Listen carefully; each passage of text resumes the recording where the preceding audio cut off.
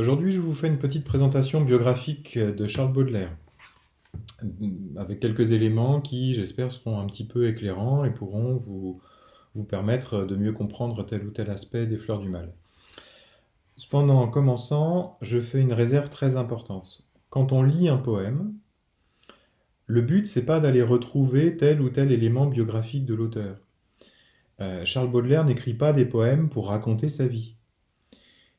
Si vous voulez raconter sa vie, il écrirait une autobiographie ou un journal, ou si ça vous intéresse, vous pouvez aller lire sa correspondance.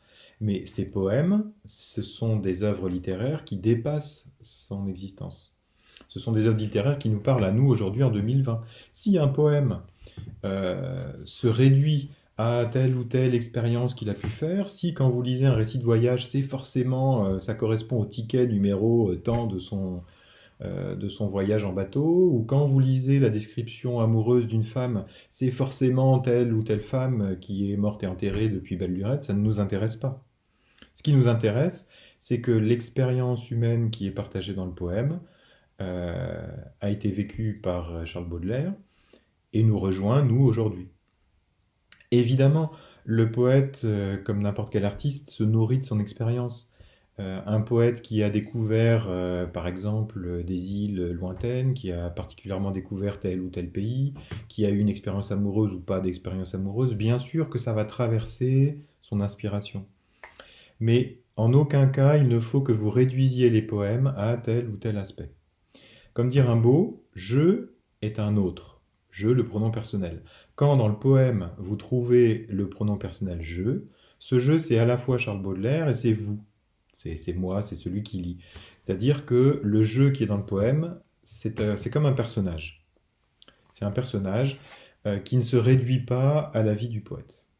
Donc cette réserve très importante faite, je vous donne quelques éléments qui me semblent essentiels. Donc les dates de Baudelaire, 1821, 1867. Donc 1821, il est disons dans la deuxième génération des poètes romantiques. En 1821, pour vous donner un ordre d'idée, notre ami commun Victor Hugo a 19 ans. Alors il naît à Paris dans une famille plus ou moins riche. Son père était fonctionnaire, travaillait au Sénat. Et vous pouvez retenir l'idée que ce père était peintre amateur et qu'il remplissait son appartement de tout un tas d'œuvres artistiques. Des peintures, des sculptures, des gravures, quelques livres. Baudelaire dit qu'il garde le souvenir de son enfance d'un goût permanent pour toutes les représentations plastiques. Ça, vous verrez, c'est important pour les Fleurs du Mal. J'en reparlerai tout à l'heure.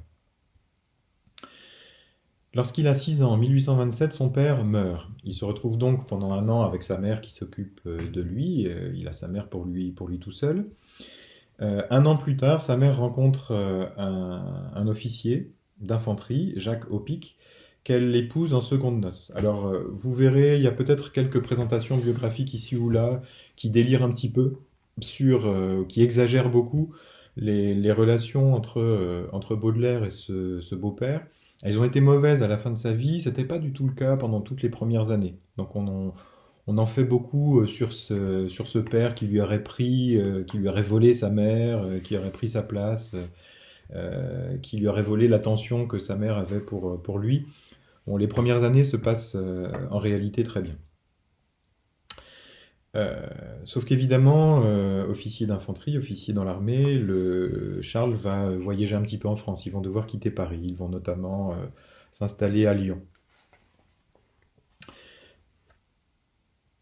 Vers l'âge de 10 ans, pensionnaire dans un collège, on sait que le jeune Baudelaire vit beaucoup d'années d'ennui. Donc vous allez voir que l'ennui va pénétrer le recueil. Baudelaire garde le souvenir d'une enfance assez ennuyeuse. Il s'ennuie pendant ses cours. Il est remarqué comme étant un élève particulièrement doué, mais un peu léger, mais ayant un peu trop de goût pour la facilité, on va dire.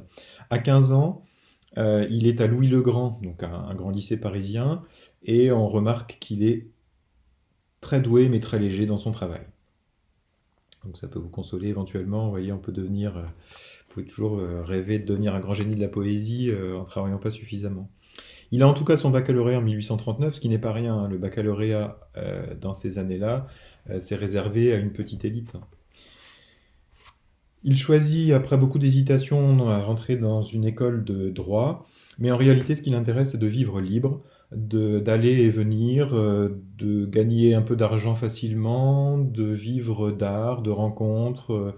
Il trouve que le monde et le monde dans lequel il faut travailler est mesquin et sale. Ça ne l'intéresse pas.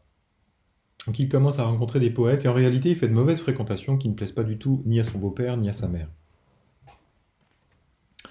Il contracte des dettes, enfin des choses, j'ai envie de dire, assez classiques finalement. Euh, et au grand plaisir de sa mère et de son beau-père, il accepte de partir faire un voyage, un long voyage, pour quitter ce qu'il appelle les égouts de Paris. Alors il part à Bordeaux sur le paquebot des mers du Sud et il doit voyager, il est censé voyager pendant un an, partir en Inde notamment, passer par la Réunion. En fait, Baudelaire arrive à la Réunion et refuse d'aller plus loin. Il reprend la route de Bordeaux sur un autre navire et il rentre en France beaucoup plus tôt que prévu, ce qui déplaît beaucoup à son beau-père. Alors sa mère, c'est un peu plus compliqué, elle est contente de le voir revenir, sain et sauf, mais pas très contente effectivement qu'il ait encore désobéi. Ce qui m'intéresse, c'est de vous dire que vers 25 ans, dans les années 1842-1844, Baudelaire est entré en littérature, c'est-à-dire qu'il lit des poètes importants, il se lie d'amitié avec Balzac, il découvre Aloysius Bertrand, il découvre Banville, il commence à rentrer dans des petits milieux poétiques, il découvre la drogue, le hashish, il boit, il fréquente les prostituées, et il écrit un certain nombre des premiers poèmes qui vont constituer les Fleurs du Mal. Avant la Révolution de 1848, il ne publie pas encore, mais même s'il écrit bien sûr, mais il est collectionneur d'art, collectionneur de livres. Il lit encore des poètes et il acquiert une solide culture artistique, notamment picturale. C'est-à-dire qu'il est extrêmement fort dans sa culture de l'histoire de la peinture. Je ne rentre pas évidemment dans le détail de toutes ces années-là. Un élément quand même assez grave, c'est qu'en 1845, il fait une tentative de suicide. Donc je vous avais parlé tout à l'heure de ses ennuis, de son ennui dans sa prime jeunesse, de son dégoût du monde qui l'entoure. Ça va jusqu'à la tentative de suicide. Donc évidemment, vous verrez que ces notes de dégoût et de dépression se lisent dans les Fleurs du Mal, bien sûr. Juste avant la révolution de 1848, il se rapproche des milieux révolutionnaires et il s'enthousiasme pour cette révolution. Il y voit une occasion de changer le monde. La tradition veut, alors on ne sait pas trop si c'est une légende ou pas, mais là en tout cas, les mauvais rapports sont clairs entre son beau-père et lui. Il paraît qu'il criait dans les rues de Paris « Il faut fusiller le général Aupic », qui avait déjà fait tirer sur des révolutionnaires lyonnais quelques années auparavant. En tout cas, le général Aupic, c'est un bourgeois, quelqu'un qui est du côté de l'ordre, et son fils, c'est un rebelle. Il se bat même lors des journées de juin aux côtés des insurgés. Mais le 2 décembre, c'est comme vous savez le coup d'État de Louis-Napoléon Bonaparte qui sonne le glas de l'engagement politique de Baudelaire. Il dit que ce coup d'État l'a définitivement dégoûté de la politique. Une forme de désenchantement, de deuxième désenchantement romantique. On avait parlé du désenchantement de Musset. Il dit que ce coup d'État l'a physiquement dépolitiqué, dit-il. Dans ces années-là, en tout cas, après la révolution de 1800, le coup d'État de 1851, Baudelaire est célèbre, mais dans de petits milieux seulement. C'est à ce moment-là qu'il va continuer à écrire, à préparer les Fleurs du Mal. Et c'est l'année de la mort du général Aupic, il meurt le 27 avril, ce beau-père, que Baudelaire publie les Fleurs du Mal, donc quelques semaines plus tard, à la fin du mois de juin. Il publie Le Fleur du Mal le 28 juin. Le 5 juillet, le recueil est dénoncé pour son immoralité dans le journal Le Figaro. Le ministère de l'Intérieur saisit le procureur. Les exemplaires sont saisis et le procès en correctionnel a lieu à la fin du mois d'août. 6 pièces doivent être retranchées et Baudelaire doit payer une amende de 300 francs. Dans les années qui suivent, il prépare une nouvelle édition des Fleurs du Mal, c'est celle que nous étudions cette année, celle de 1861, et Mallarmé et Verlaine commencent à s'intéresser à lui.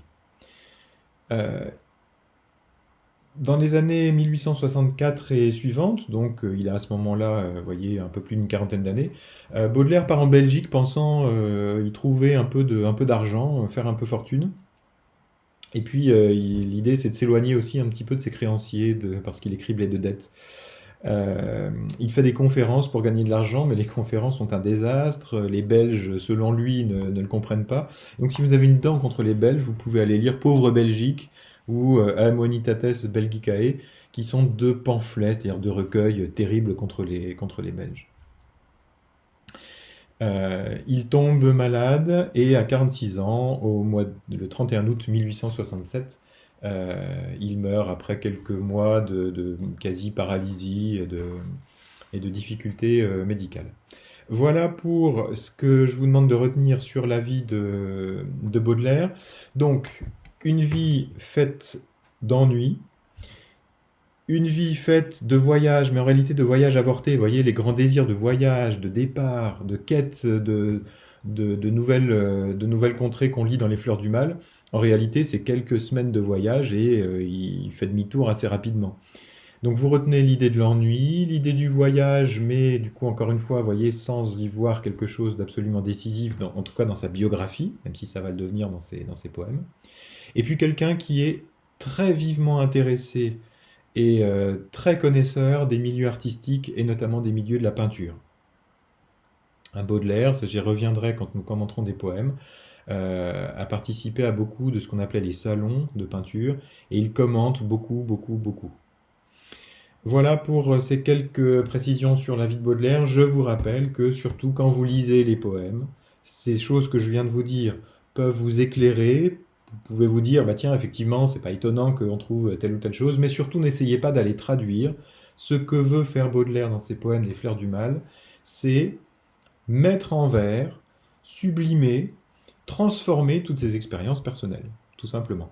Pensez encore une fois, même si c'est un petit peu, c'est pas tout à fait, c'est pas la même époque, pas la même inspiration, pensez à ce que Francis Ponge fait du pain. Une baguette de pain, sous sa plume poétique, devient la cordillère des Andes, devient l'univers entier. Eh bien, les expériences personnelles de Baudelaire, ses expériences amoureuses, ses expériences de voyage, vont devenir des poèmes qui dépassent largement et complètement toutes ces aventures, ces petites données de l'existence humaine. Voilà. Je vous remercie de votre attention.